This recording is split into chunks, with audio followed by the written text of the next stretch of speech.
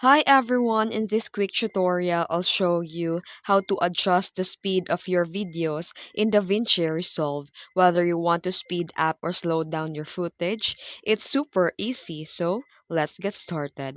First, add your video clip to the timeline in DaVinci Resolve. Click on the clip to highlight it. Then go to the top right corner and click on Inspector. Make sure the video tab is selected. Then scroll down to the speed change settings. The default speed is 100%. It is considered as the normal speed. And in order to speed up, click increase the percentage. For example, we're going to change it to 200% for double speed.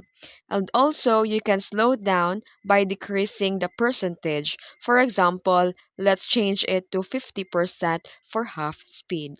Then play back the clip to check the new speed. Adjust as needed for the perfect timing. And that's it. Now you know how to change video speed in DaVinci Resolve. If this tutorial helped you, like, subscribe, and stay tuned for more editing tips. Thanks for watching.